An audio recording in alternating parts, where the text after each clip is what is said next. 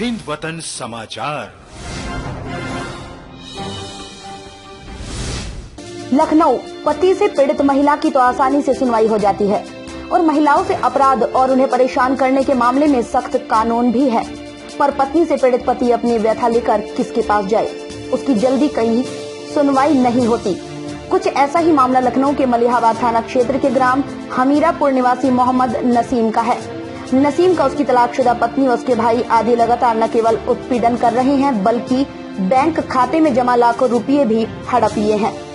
नसीम के अनुसार उसका निकाह लगभग 22 वर्ष पूर्व ग्राम मुजासा मलिहाबाद निवासी नजर अहमद की पुत्री बेबी के साथ हुआ था। नसीम की 17 वर्षीय, 16 वर्षीय बेटी और 14 वर्ष का एक बेटा है। नसीम आरी जरदोजी की कार्य के साथ आम का व्यवसाय करता है, जिसके चलते अक्सर बाहर आना जाना लगा रहता है। पत्नी कब बुरे लोगों की संगत में आ गई, इसका पता ही नहीं चला। इसका असर बच्चों पर भी पड़ा।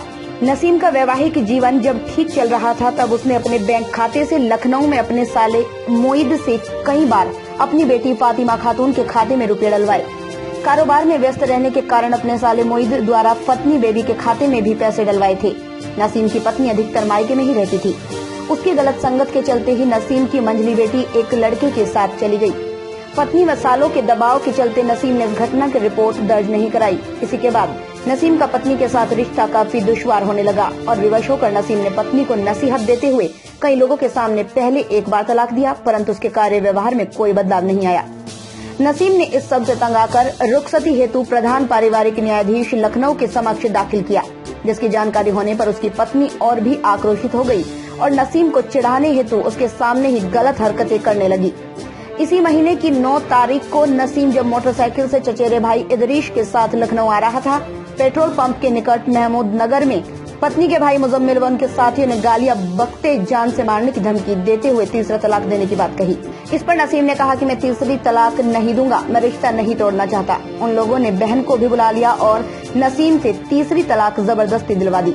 नसीम का 2,31,000 जो कि पत्नी के खाते में जमा कराया था, वो अभी तक वापस नहीं मिला। तलाकशुदा पत्नी व उसके परिवार वाले नसीम को लगातार धमकी दे रहे हैं कि अगर बैंक में जमा कराए गए रुपये मांगना बंद नहीं किया तो झूठे मुकदमों में फंसाकर तबाह और बर्बाद कर देंगे। नाम है आपका? जी, हमारा मोहम्मद नसीम नाम। कहाँ के रहने वाले हैं? हम रहने वाले हिमरापुर, ग्राम हिमरापुर, मलिहाबाद थाना, जिला लखनऊ। क्या घटना घटी है आपके साथ? हमारे साथ ये सर घटना घटी है कि वो मतलब ये हुआ कि हमारी बीवी और रोज़ लड़ाई झगड़े दुनिया भर के सारे काम करती थी वो। उसके बाद उसके अकाउंट में हमने ज़िंदगी भर जो पैसे थोड़े थोड़े करके जमा किए और जमा करके उसके अकाउंट में पड़े थे। वो लड़ाई झगड़ा करके जो जेवरात था घर में, वो जेवरात 4.5 तोला सोना, 250 ग्राम लमसम चांदी और उसके बाद 2,60,000 रुपये हमारी बीवी के खाते में 2,31,000 रुपये थे। 2,31,000 रुपये और हमारी बड़ी लड़की के खाते में 32,000 रुपये थे। और ये सारे पैसे मतलब वो खाते में उसके थे, लेकर के वो चली गई। और एक काफ़ी दिनों के बाद जब हमने बैंक में पता लगाया तो उसमें ये पता चला कि मतलब जो है वो पैसे मोईद, उसका सगा भाई है हमारा छोटा साला, उसके खाते में मतलब उसने ट्रांसफ़र कर दिया। और इस बात की हमें कोई खबर ना मिली, कोई पता ना मिला। जब हमें ये मालूम हुआ तो हमने जानकारी की, उसका पता लगाया। जब हमने पता लगाया तो उसमें ये हुआ कि वो पैसे जो है वो कबूलने के लिए तैयार नहीं थे और लड़ने झगड़ने पे तैमादा थे। मतलब ये कि हमारी सास बहुत ही लड़ाई झगड़े वाली किस्म की हैं और औरत को भी गलबला दिया उस तरीके से, मतलब लड़ने झगड़ने पे ये तैयार हो गए। जब लड़ने झगड़ने पे तैयार हो गए तो पैसे का कोई अता पता नहीं चला आज तक, और ये पैसे निकाले तो हमें भी कोई पता नहीं चला कि कहाँ से क्या हुआ। उसके बाद जब हम लोगों ने मतलब हम ये भी फिर भी हम ये सोचते रहे कि किसी भी तरीके से बच्चों का मामला है, हमारी ज़िंदगी ना फना हो। और मतलब हम काफ़ी कोशिश करते रहे, यहाँ तक कि हमने फैमिली कोर्ट में जाके वहाँ रुखसती का दावा किया कि किसी भी तरीके से मान जाए। जब उसके बाद ये किराए पे इसने एक मकान लिया लखनऊ में, वहाँ रहने लगी। वहाँ जाके हमने इससे बातचीत की तो ये कहने लगी ऐसा है कि वो पैसे वैसे जो जहाँ हैं वो तुमसे कोई लेना देना नहीं। और हमने कहा अगर पैसे नहीं लेना देना तो हमारे सारे कारोबार सारे सिस्टम बंद हो गए। कल बच्चे बड़े हो रहे हैं, इनके निकाह बारात शादी कहाँ से करेंगे, ये कैसे क्या होगा। इस तरीके से जब वो हुआ तो वो बहुत अकड़ने लगी, अपने भाइयों को बुलाने लगी। तो हमारे गुस्सा आया 23 तारीख 5वां महीना, 23 तारीख 5वें महीने में हम आके मतलब उसको जो है एक तलाक दे दी कि मतलब इसको कुछ डर बन जाए। और मतलब एक तलाक दी, देने के बाद हम चले आए। आने के बाद फिर वो वहाँ तारीख पे ये नहीं जाती थी, तारीख पे वहाँ नहीं जाती थी वहाँ। फिर उसके बाद हमने फिर उसके बाद मामला पड़ा रहा, इससे इधर उधर बहुत खुशामद की, लेकिन ये लोग कहीं से सुधरे नहीं। जब ये लोग कहीं से नहीं सुधरे तो हमने कहा अब क्या।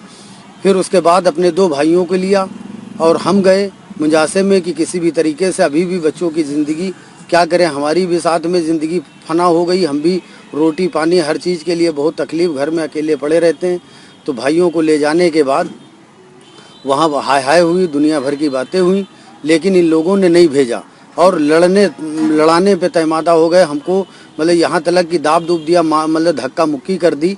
तो हमने गुस्से में 1 महीने के मतलब करीब 25 तारीख 7वें महीने में हमने फिर उसी टाइम फिर दूसरी एक तलाक दे दी। उसके बावजूद ये मामला पड़ा रहा।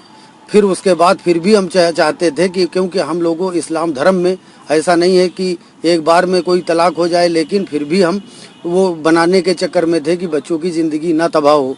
और ऐसा मतलब ये लोग फिर भी नहीं सुधरे। फिर करीब लमसम करीब ये मान के चलो इसी महीने में 9 तारीख और बाद फिर वो काफ़ी मतलब करीब काफ़ी दिन मामला पड़ा रहा। इस महीने में 9 तारीख और 10वें महीने में हम पेट्रोल डला के लखनऊ के लिए, हम हमारे चचा का लड़का था इदरीस, और दोनों लोग पेट्रोल डला के जैसे ही निकले तो इन लोगों ने पता नहीं कहाँ से पीछा कर लिया। दोनों भाई और 2 लोग आके साथ में उन्होंने गाड़ी रोक ली, कहने ऐसा है कहाँ जा रहे हो, ये है वो। तो हम लोगों ने कहा ऐसा है कि ऐसा कुछ नहीं है, हम लोग लखनऊ जा रहे हैं। तो कहने नहीं, तुम हमारी बहन को तलाक दे दो, हमारी बहन तुम्हारे साथ रहना नहीं चाहती।